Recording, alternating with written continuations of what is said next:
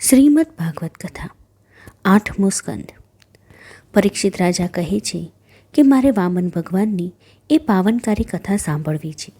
કૃપા કરી આપ મને વામન ચરિત્ર સંભળાવો. સુખદેવજી કહે છે કે બલિએ પુરુષાર્થ આદર્યો છે. દૈત્યોના ગુરુ શુક્રાચાર્યએ તેની પાસે વિશ્વજીત યજ્ઞ કરાવ્યો છે. યજ્ઞકુંડમાંથી સર્વજીત રથ નીકળ્યો છે. તે રથમાં આરૂઢ થઈ બલિરાજાએ દેવો સામે સંગ્રામ આદર્યો. સ્વર્ગનું રાજ્ય પુનઃ પ્રાપ્ત કર્યું. બલિરાજા ઇન્દ્રાસન પર બેઠા છે. શુક્રાચાર્યએ પોતાના શિષ્યનું હિત વિચારી તેને કહ્યું, જો તું 100 અશ્વમેઘ યજ્ઞ કરે તો તને કાયમને માટે સ્વર્ગનું રાજ્ય મળે અને તું ઇન્દ્ર પદવી પામે. બલિરાજાએ નર્મદા નદીના કિનારે ભૃગુકુચ્છ મુકામે એટલે કે ભરૂચ મુકામે અશ્વમેઘ યજ્ઞ કરવાની શરૂઆત કરી. બલિ સ્વર્ગનો અધિષ્ઠાતા થતાં દેવો દુઃખી થયા છે. દેવોની માતા અદિતિને ઘણું જ દુઃખ થયું છે. અદિતિએ કશ્યપની સેવા કરી અને પ્રસન્ન થયેલા કશ્યપ ઋષિ પાસે માંગ્યું, મારા પુત્રોને સ્વર્ગનું રાજ્ય પાછું મળે તેવું વરદાન આપો. કશ્યપે કહ્યું, બલિરાજાના અધિપતિત્વ નીચે દૈત્યો બ્રહ્મચર્ય પાળે છે, નીતિથી ચાલે છે, ધર્મનું રક્ષણ કરે છે, પવિત્ર જીવન જીવે છે. તેમને કોઈ કશું જ કરી ન શકે. પ્રભુ પણ તેમને ન મારે, માટે થોભો. ભગવાન પોતાની યુક્તિથી દેવોને તેમનું રાજ્ય પાછું અપાવશે. પછી કશ્યપે અદિતિને પ્રયોવ્રત કરવા કહ્યું. તે વ્રત કરવાથી ભગવાન તેમના ઘરે પ્રગટશે તેવું તેમણે કહ્યું. પવિત્ર ગૃહસ્થાશ્રમે પ્રભુને પુત્ર તરીકે મેળવી શકે છે, પરંતુ તે માટે પુરુષે કશ્યપ અને સ્ત્રીએ અદિતિ બનવું પડે. કામવૃત્તિથી પ્રભુ ન મળે. જ્યાં કામ હોય ત્યાં રામ ન હોય. કામ છોડો તો રામને પામશો. સુંદર દેહ જોઈ કામ ઉદ્ભવે છે. દેહનું સૌંદર્ય કે દેહની કુરૂપતા પણ જોશો નહીં.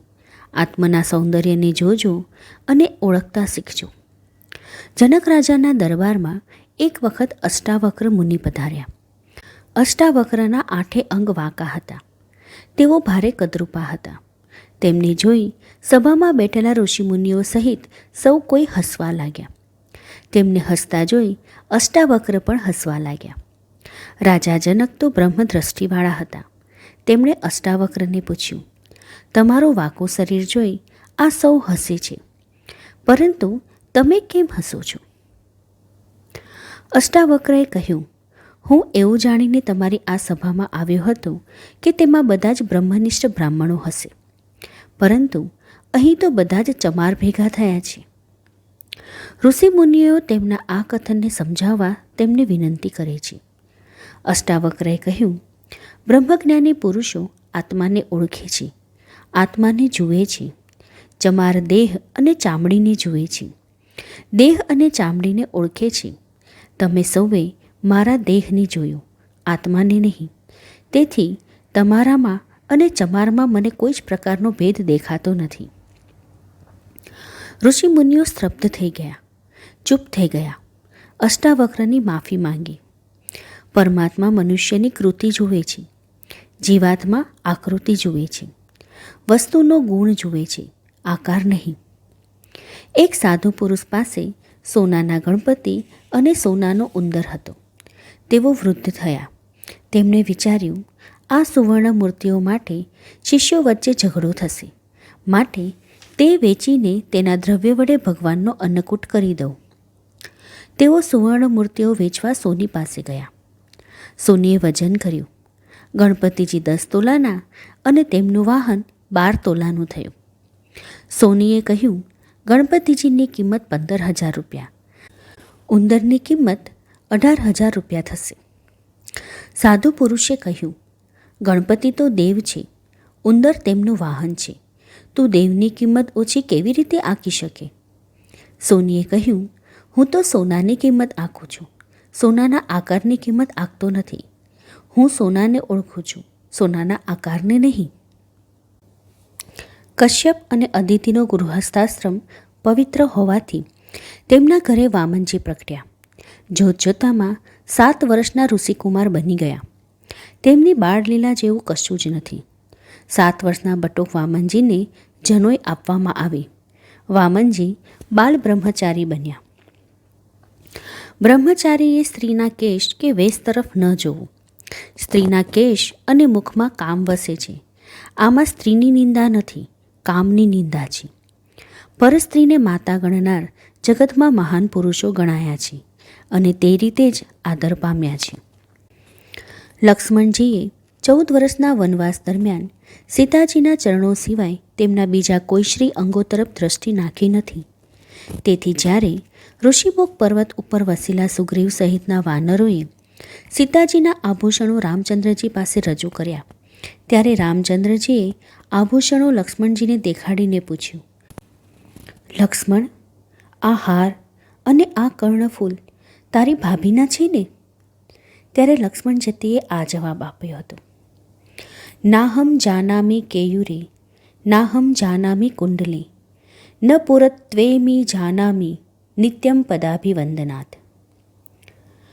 હું આ હારને કે કાનના કુંડલને ઓળખતો નથી, ફક્ત પગના આ ઝાંઝરને જ હું ઓળખું છું, કારણ કે નિત્ય તેમના ચરણોમાં વંદન કરતી વખતે મારી દ્રષ્ટિ તેના ઉપર પડતી હતી.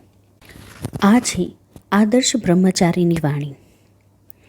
વ્યાસજી પોતે ભાગવતની રચના કરતા હતા ત્યારે તેઓ શ્લોક રચીને પોતાના શિષ્ય જૈમિની ઋષિને તે શ્લોક તપાસી આપતા હતા.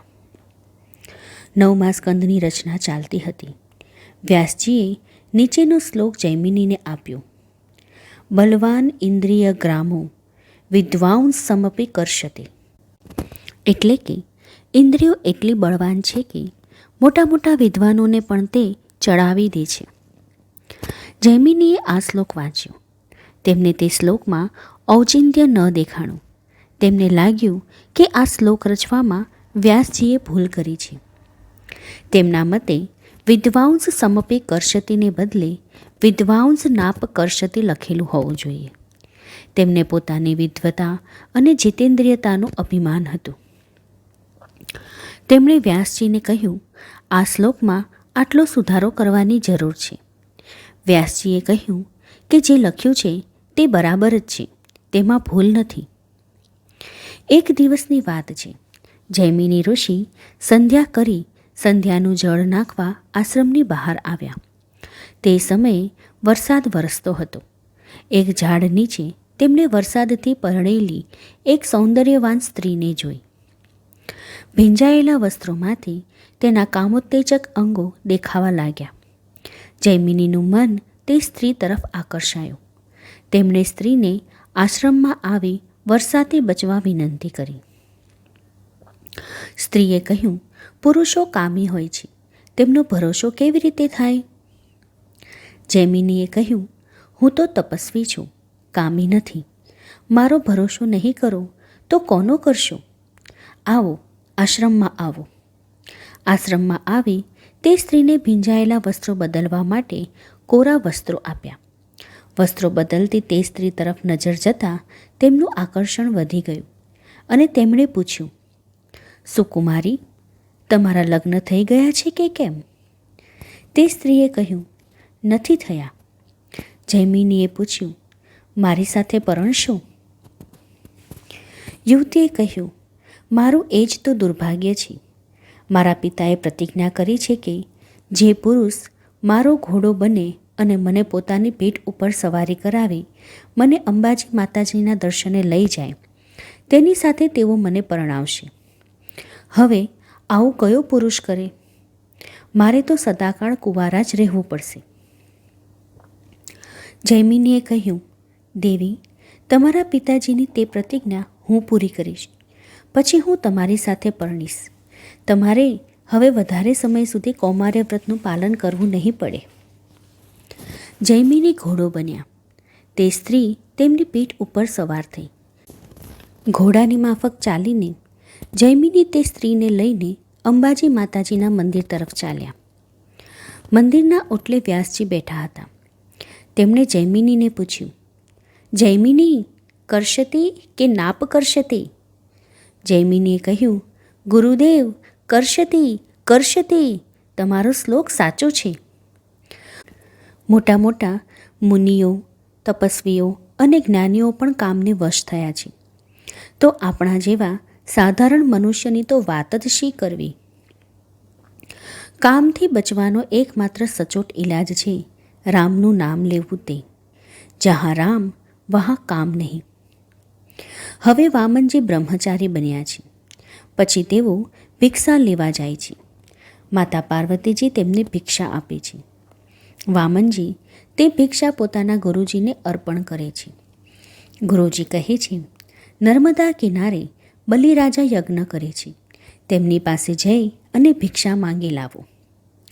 જેની કથા આપણે આવનારા ભાગમાં સાંભળીશું. જો તમને આ કથા સાંભળવામાં રસ પડતો હોય તો મારી ચેનલને લાઈક, સબસ્ક્રાઈબ અને શેર અચૂકથી કરશો. જય શ્રી કૃષ્ણ.